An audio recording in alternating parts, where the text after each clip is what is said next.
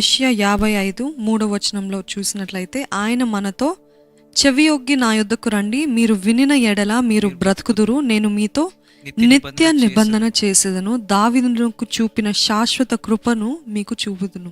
So ఈరోజు God's promises, he wants to make an everlasting covenant with you. నిత్య నిబంధన చేయాలని ఆశపడుతున్నాను, నిత్య నిబంధన. If you focus on me, మీ దృష్టి నాపైన ఉంచితే, మీరు నన్ను ఘనపరుస్తే, మీరు సరైనది ఏదైతే చేస్తారో అప్పుడు నా నిబంధన మీద నుంచి తీసివేయను. అదే I will not break it, I will not break my covenant with you. God is saying I'm making N everlasting covenant. అదే రీతిగా 6వ వచనం చదివినట్లయితే, యెహోవా మీకు దొరుకు కాలమందు ఆయనను వెదుకుడి, ఆయన సమీపంగా ఉండగా ఆయనను వేడుకొనుడి. ఆయన మనకి సమీపంగా ఉండగా మనము ఆయనని వేడుకోవాలంట. గమనించండి, దేవుడు మన దగ్గర ఎప్పుడు దూరంగా వెళ్ళాడు, కానీ దేవుడు మనం రక్షించబడిన తర్వాత, ఆయన సొత్తుగా మార్చబడిన తర్వాత, he never goes far from us, but we are the people who go far from us, far from God. అంతే కదండి. మనము దేవుని దగ్గర నుండి దూరంగా వెళ్తాం, కానీ దేవుడు మన దగ్గర నుండి ఎప్పుడు దూరంగా వెళ్ళాడు. మనమే ఇంకెక్కువ ఎక్కువ ఎక్కువ వెనుక స్టెప్ వేసాం అనుకోండి, వెనుక అడిగేసాం అనుకోండి, ఇంకెక్కువగా స్పేస్ క్రియేట్ చేసేది ఎవరంటే దేవుడు కాదు, కానీ మనమే.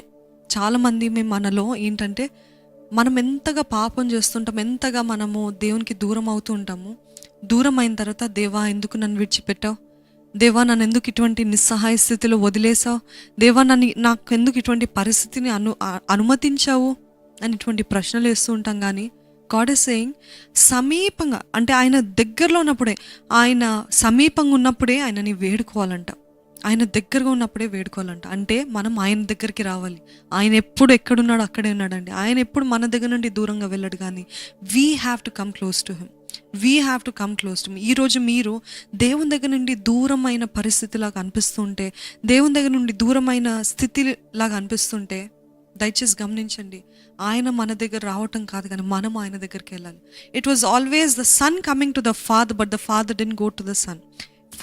తండ్రి తప్పిపోయిన కుమారుని అది చూసినట్లయితే, ఉపమానం చూసినట్లయితే, తండ్రి కుమారుని వెనుక పరిగెత్తాడా, రానా నీ బతిమాడాడు అనుకున్నారా? కాదు కదా. తండ్రి ఆయన గృహంలో ఉన్నాడు, తండ్రి ఎక్కడున్నాడో అక్కడే ఉన్నాడు, కానీ తండ్రి మనస్సు, తండ్రి హృదయం మాత్రం ఎప్పుడు ఎవరిపైన ఉంది? ఆ తప్పిపోయిన కుమారుడి పైన. అందుకే నేను గమనించండి, తప్పిపోయిన కుమారుడు ఆయన దూరంగా వెళ్ళాడు, కానీ తండ్రి ఎప్పుడు దూరంగా వెళ్ళలేదు. తండ్రి was over there, right there with him. So he's asking, come to me, you come to me. నేను సమీపంగా ఉండగా, నేను ఇక్కడే ఉంటున్నా, but you don't go far from మీ.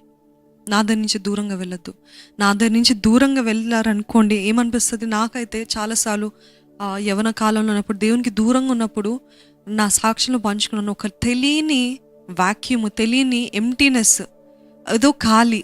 ఎంతగా స్నేహితులు ఉన్నా, ఎంతగా నా చుట్టూ ఎంతమంది ఉన్నా కానీ, this something missing that only God can give. అది ఒట్టి దేవుని సన్నిధి తప్ప ఇంకేది కూడా మనల్ని తృప్తిపరచదు. ఎందుకంటే దేవుడు మనల్ని చేసిందే ఆ విధంగా, మనల్ని సృష్టించిందే మన ఆత్మ, ఆయన ఆత్మతోటి కనెక్టివిటీ ఉండడానికి. అలాగా we are hardwired for that connection. ఆ కనెక్షన్ లేనప్పుడు ఏమవుతుంది? ఎంతగా వెళ్ళిన భూమిలో, లేకపోతే ఈ ఎర్త్లో ఉన్న నలుమూలకి వెళ్ళినా, నలుదిక్కులకి వెళ్ళినా, ఎక్కడికి వెళ్ళినా, ఎంత ఖర్చు పెట్టినా, ఎంత డబ్బులు సంపాదించినా, ఎంతమంది స్నేహితులున్నా, ఎంతమంది మనల్ని ప్రేమించినా, but nothing can fill the vacuum that only God can fill.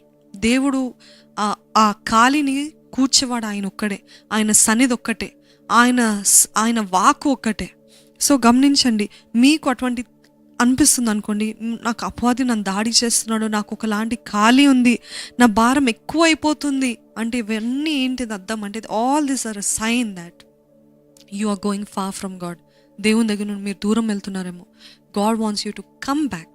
ఆయన దగ్గరకు వస్తే మీకు సంతృప్తి, సమాధానము, సంతోషము, తేలిక, నెమ్మది, that in fullness of his presence. ఆయన సన్నిధి మన ఫుల్గా ఉందనుకోండి, బయట ఎంత తుఫాన్ అయినా మనకి ఏమి తాకదు. ఎందుకంటే హిస్ ప్రెజెన్స్ ఇస్ ఇనఫ్. యెషయా 55:7 మార్గమును విడవాలను, దుష్టులు తమ తలంపులను మానవలను, వారు యెహోవా వైపు తిరిగిన ఎడల ఆయన వారి యందు జాలిపడును, వారు మన దేవుని వైపు తిరిగిన ఎడల ఆయన బహుగా క్షమించును. ఆమెన్. ఈరోజు మీరు ఎవరైనా దేవుడు నా పైన కోపంగా ఉన్నాడు, దేవుడు నన్ను ప్రేమించట్లేదు, దేవుడు నా దగ్గర నుండి దూరంగా వెళ్ళాడంటే, ఈ మాటలు దేవుడే మీకు చెప్పమన్నాడు. ఏంటిదంటే, మీరు మీ తలంపుల్ని విడిచిపెట్టండి. నాకు అంగీకారం కాని తలంపుల్ని విడిచిపెట్టండి, అంగీకారం కాని మార్గాల్ని విడిచిపెట్టండి. దెన్ ఏమన్నాడండి? వారు యెహోవా వైపు తిరిగిన ఎడల ఆయన వారి యందు జాలి పడతాడంట. మన దేవుడు హీస్ వండర్ఫుల్ అండి. జాలిపడే దేవుడు. ఒక తండ్రి ఎలాగైతే శిక్షించిన తర్వాత కూడా జాలి అనిపిస్తుంది కదా, ఆ బిడ్డ మొర పెడుతుంటే, ఏడుస్తుంటే, బాధపడుతుంటే తల్లి కానీ తండ్రి కానీ హృదయం కదల్చబడదా? అదే రీతిగా మనము ఆయన సన్నిధి అంటే, ప్లీజ్, ఒకవేళ మా బిడ్డలే కానీ సారీ అని చెప్తే సడన్గా హృదయం అంతా కరిగిపోతుంది. అదే రీతిగా మనం దేవా నన్ను క్షమించాయి, ఆ మార్గాల్ని నేను విడిచిపెడుతున్నా, ఆ తలంపులు, ఆ దుష్ట తలంపుల నుంచి విడుదల కోరుకుంటున్నా, అదే రీతిగా విడిచిపెడుతున్నా అని ఎవరైతే చెప్తారో దేవుడంట జాలిపడి ఏం చేస్తాడంటే, జాలి పడటం కాదు కానీ క్షమిస్తాడంట. He will forgive us. So whatever is those thoughts, whatever are those ways, ఏదైతే మార్గాలు తలంపులు మీ జీవితంలో ఉన్నాయో దేవునికి అంగీకారం కానివి, దేవుడు అంటున్నాడు అవన్నీ విడిచిపెట్టి నా దగ్గరికి వస్తే నేను జాలిపడి. దెన్ కమ్స్ యెషయా 55:8. నా తలంపులు మీ తలంపుల వంటివి కావు, మీ త్రోవలు నా త్రోవల వంటివి కావు, ఇదే యెహోవా వాక్కు. గమనించారండి? ఇప్పటి వరకు దేవుడు ఏమన్నాడంటే, మీరు ఇది విడిచిపెట్టండి, ఈ తలంపులు విడిచిపెట్టండి, ఇది భుజించండి అని ఒక్కొక్కటిగా చెప్తూ వచ్చి ఇక్కడ ఏమంటున్నాడంటే, నా తలంపులు మీ తలంపులు వంటివి కావు, మీ త్రోవలు నా త్రోవలు వంటివి కాదు, ఇదే యెహోవా వాక్కు. అంటే మన తలంపులకి అన్నిటికీ ఒక లిమిట్ ఉంటుంది, మన ఆలోచనలు అన్నిటికీ ఒక బౌండరీ ఉంటుంది, సరిహద్దులు ఉంటాయి. కానీ ఆయన తలంపులు మన ఎడల limitless. There's no boundaries for his thoughts for us. ఆయన లోకం కోసం లేకపోతే యూనివర్స్ కోసం కాదు, సృష్టి కోసం కాదు, కానీ మన కోసం అంటే నీ కోసము, నా కోసము, ఇండివిజువల్. దేవుడు ఎప్పుడు సమూహాన్ని కోరలేదు, కానీ దేవుడు ఎప్పుడు వ్యక్తిని కోరే దేవుడు అండి. He's looking for an individual, he's seeking you. దేవుడు ఏమన్నాడంటే, నా తలంపులు మీ తలంపులు వంటివి కాదు, మీ మార్గాలు ఇవన్నీ విడిచిపెడితే I will do beyond your thoughts. మీ ఊహకందని రీతిగా నేను మిమ్మల్ని ఆశీర్వదిస్తాను, మీరు ఎప్పుడు తలంచని రీతిగా నేను మిమ్మల్ని హెచ్చిస్తాను. నా తలంపులు మీ తలంపులు వంటివి కాదు, నా ఆలోచనలు మీ త్రోవలు నా త్రోవలు వంటివి కాదు. అంటే మనం ఏమనుకుంటామంటే, మన తలంపులు ఈ స్థితిలోనే ఉండాలి, ఇంత మట్టుకే చాలు, ఇంతవరకే చాలు. ఇందాక అన్నారు మరి సంతుష్టి సహితమైన భక్తి అన్నారు, అది వేరండి. They should always be a balance.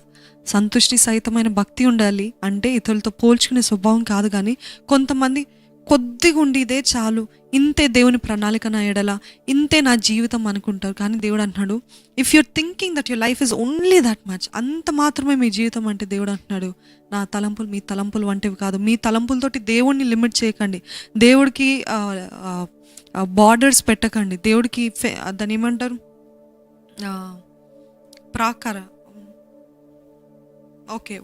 ఫెన్స్ని పెట్టకండి, దేవుని తలంపులకి ఫెన్స్ పెట్టకండి. కానీ what God is saying is, my thoughts are beyond your ever imagination. మీరు ఊహించిన దానికంటే అత్యధికంగా ఉంటుంది. నాకు అంత యోగ్యత లేదు, నాకు అర్హత లేదు, నాకు ఇది లేదు, అది లేదు, ఇది లేదు అని అన్నారనుకోండి, దేవుడు అంటున్నాడు స్టాప్ సేయింగ్ దట్. ఏమంటున్నాడంటే, కొరింథీయులకి రాసిన మొదటి పత్రిక 1వ అధ్యాయము 27 నుండి 29 వరకు. ఏ శరీరియు దేవుని ఎదుట అతిశయింపకుండునట్లు జ్ఞానులకు సిగ్గుపరచుటకు లోకములో నుండి వెర్రివారిని దేవుడు ఏర్పరచుకొని ఉన్నాడు. బలవంతులైన వారిని సిగ్గుపరచుటకు లోకములో బలహీనులైన వారిని దేవుడు ఏర్పరచుకొని ఉన్నాడు. ఎన్నికైన వారిని వ్యర్థము చేయుటకు లోకములో నీచులైన వారిని, తృణీకరింపబడిన వారిని, ఎన్నికలేని వారిని దేవుడు ఏర్పరచుకొని ఉన్నాడు. సో మీకు అర్థమవుతుంది అనుకుంటాను. మీరు అనుకుంటున్నారనుకోండి నాకేది లేదు, నా స్థితి ఇంతే, దేవుడు నన్ను వాడుకోలేడు, నా పరిస్థితి ఇంతే అంటే, దేవుడు అంటున్నాడు, God is saying again, this is one of my favourite versus. ఎందుకంటే నా జీవితంలో నేను ఇలాగ అనుకునేదాన్ని, కానీ దేవుడు ఏమంటున్నాడంటే, జ్ఞానులను సిగ్గుపరచుటకు లోకంలో వెర్రివారిని అనుకుంటాడంట. హౌ మ్యాగ్నిఫిసెంట్ ఇస్ గాడ్ అండి. దేవుడు నిజంగా ఎంత గొప్ప దేవుడు కదా. బలవంతులైన వారిని సిగ్గుపరచుటకు బలహీనులను ఎన్నుకుంటాడంట, ఎన్నిక లేని వారిని వ్యర్థము చేయుటకు నీచులైన వారిని, తృణీకరింపబడిన వారిని ఎన్నుకుంటాడంట. ఒకవేళ మీరు ఎవరినైనా తృణీకరిస్తున్నట్లయితే, ఒకవేళ మీరు ఎవరైనా నీచులుగా జీవిస్తున్నట్లయితే, ఒకవేళ మిమ్మల్ని మీరు నీచులుగా అనుకుంటున్నారేమో, తృణీకరింపబడిన వారు అనుకుంటున్నారేమో, లేకపోతే ఎన్నిక లేని వారు అనుకుంటున్నారో, లేకపోతే బలహీనులు అనుకుంటున్నారో, లేకపోతే వెర్రి వాళ్ళు అనుకుంటున్నారో, whatever you're thinking of yourself, God is saying my thoughts are not like your thoughts. నా తలంపులు మీ తలంపులు వంటివి కాదు, నా ఆలోచన మీ ఆలోచన వంటివి కాదు. కానీ వీరందరినీ బలవంతులు అనుకున్న వారిని సిగ్గుపరచడానికి మిమ్మల్ని అనుకుంటున్నాను. అంటే మీ ద్వారా నా మహిమని కనపరచాలనుకుంటున్నాను, మీ ద్వారా నా కార్యాన్ని, అంటే మనశక్తితోటి కాలేదని ప్రతి ఒక్కరు చెప్పులాగన ఇది కేవలం దేవుని తప్ప she wouldn't have come this far, if it wasn't for God he wouldn't have come this far అని చెప్పులాగన ఆయన మహిమ నిమిత్తమై బలహీనులని, వెర్రివారిని, దిక్కులేని వారిని, నీచులను, అజ్ఞానులను, వెర్రివారిని వీళ్ళని అనుకుంటాడంట దేవుడు. That is the speciality of God అండి. లోకమేమో ఎప్పుడు ఎవరు ఉన్నతంగా ఉన్నారా, ఎవరు అందంగా ఉన్నారా, లేకపోతే ఎవరికి తలాంతులు ఉన్నాయో, ఎవరు యోగ్యులో, ఎవరు అన్ని రీతులుగా ఎక్విప్డో, అన్ని రీతులుగా మంచిగా ఉన్నవారిని ఎన్నుకుంటారు. కానీ God always does opposite to what the world does.